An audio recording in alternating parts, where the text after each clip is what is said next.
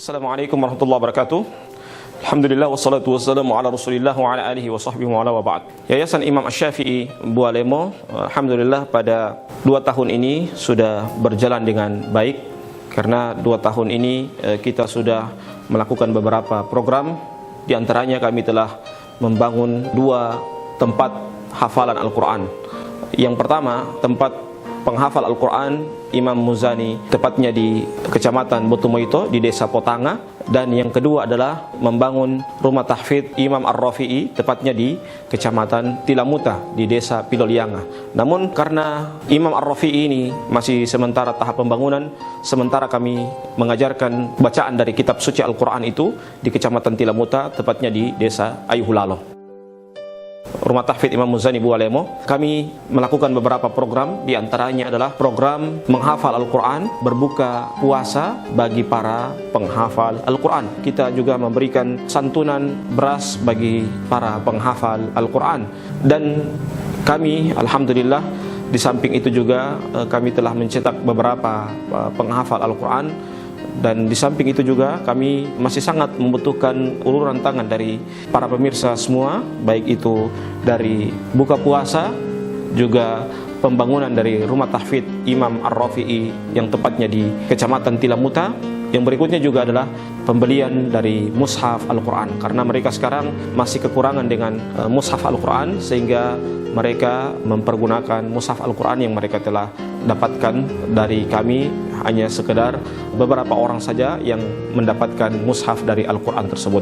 Maka oleh sebab itu, insya Allah dengan donasi para donatur yang memberikan sebagian hartanya untuk pembangunan dan untuk buka puasa serta mushaf dari Al-Quran, insya Allah akan menambah pundi-pundi amalan Bapak Ibu sekalian di akhirat kelak. Dan semoga uluran tangan kita juga akan memudahkan orang-orang yang melakukan amalan soleh bagi para penghafal Al-Quran, baik itu buka puasa dan juga memudahkan untuk pembangunan rumah tahfidz Imam Ar-Rafi'i Bualemo. Sekian, Assalamualaikum warahmatullahi wabarakatuh.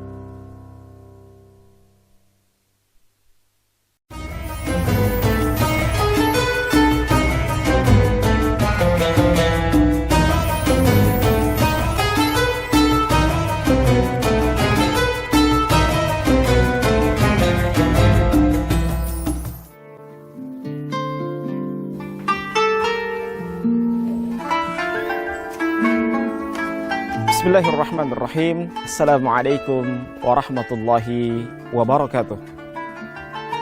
Alhamdulillahilladzi anzala as-sakinata fi qulubil mu'minin liyazdadu imanan ma'a imanihim.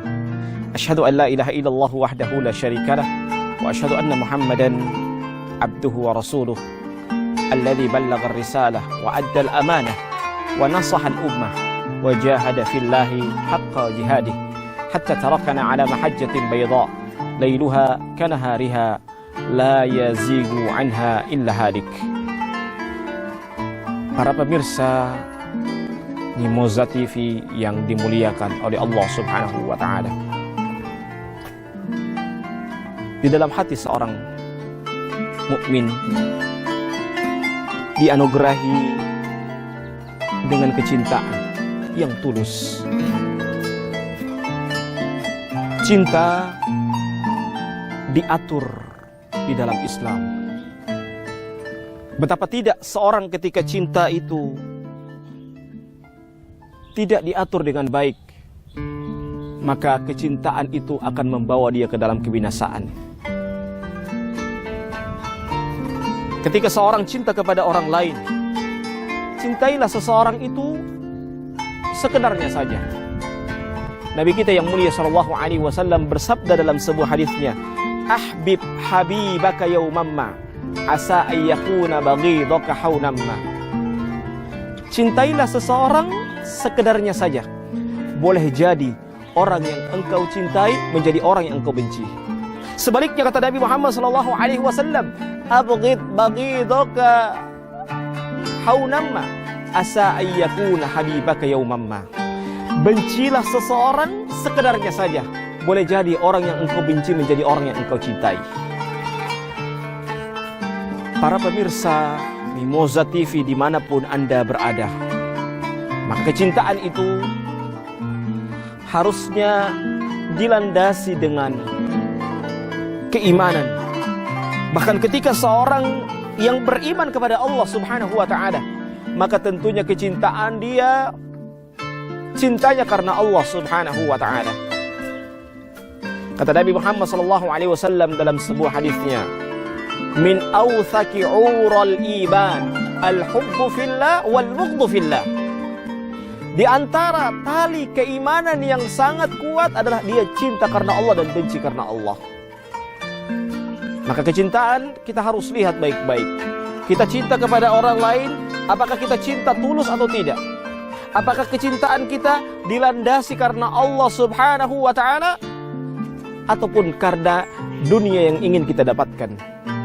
Kalau kecintaan yang kita raih itu kecintaan yang hanya mendapatkan dunia, yang hanya mendapatkan kepentingan yang kita akan raih, maka kecintaan itu akan berakhir dengan kekecewaan. Tetapi kalau kecintaan itu karena Allah Subhanahu wa ta'ala, yang kita cari ridha Allah Subhanahu wa ta'ala, maka tentunya kita tidak akan kecewa, karena kecintaan kita dilandasi karena Allah Subhanahu wa ta'ala. Begitu juga ketika seorang diberikan oleh Allah Subhanahu wa ta'ala harta. Ketika harta itu dia dapatkan, dia bersyukur. Tanda kesyukurannya, dia keluarkan hartanya itu dengan sebaik-baiknya. Dia keluarkan hartanya itu karena Allah Subhanahu wa ta'ala, bukan karena yang lainnya. Karena tanda harta yang berkah itu adalah dia mengeluarkan harta di jalan Allah Subhanahu wa ta'ala. Dia mengeluarkan harta yang dia dapatkan, harta yang senantiasa menemani dia sampai di akhirat kelak. Itulah harta yang berkah. Maka dia bukanlah orang yang senantiasa mencintai harta, menjadi budak dari harta, tetapi dia cinta harta hanyalah sekedarnya saja, sehingga hartanya itu tidak membuat dia binasa. Begitu juga ketika orang mendapatkan jabatan. Kadangkala ketika orang mendapatkan jabatan, dilantik menjadi pimpinan tertentu, dia bangga. Dia mempergunakan jabatannya itu untuk menindas orang lain, untuk menjatuhkan orang lain. Maka jabatan yang dia dapatkan pada saat itu adalah jabatan yang tidak berkah. Karena jabatan yang dia dapatkan itu hanya untuk menjatuhkan orang lain, hanya untuk menindas orang lain. Tetapi jabatan yang ketika dia dapatkan itu adalah jabatan yang untuk meraih ridha Allah Subhanahu wa ta'ala. Dia pergunakan jabatan itu untuk ketaatan kepada Allah Subhanahu wa ta'ala. Ingat para pemirsa Mimoza TV dimanapun Anda berada, harta, jabatan itu hanyalah titipan dari Allah. Jangan kita bangga. Sekali waktu jabatan, harta itu akan dicabut oleh Allah Subhanahu wa ta'ala.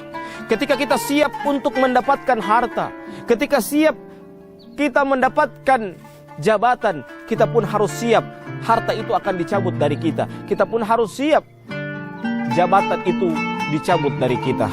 Jangan sampai ketika kita sudah diberikan harta yang sebanyak-banyaknya, diberikan jabatan yang tinggi, kita terlena dengan jabatan tersebut, sehingga kita kadangkala lupa diri, lupa bahwasanya kita hanyalah seorang hamba Allah Subhanahu wa ta'ala yang hanya berbakti kepada Allah Subhanahu wa ta'ala. Lihatlah bagaimana Qarun dan Fir'aun. Qarun memiliki harta yang banyak, tetapi Allah Subhanahu wa ta'ala tenggelamkan dia dengan hartanya. Bagaimana Fir'aun, dia bangga dengan jabatannya, sampai-sampai dia mengatakan, ana rabbukumul a'la, saya adalah Rabb kalian yang sangat tinggi. Tetapi Allah Subhanahu wa ta'ala tenggelamkan dia di Laut Merah, dan dia sekarang di neraka Jahannam wal iyadzu billah.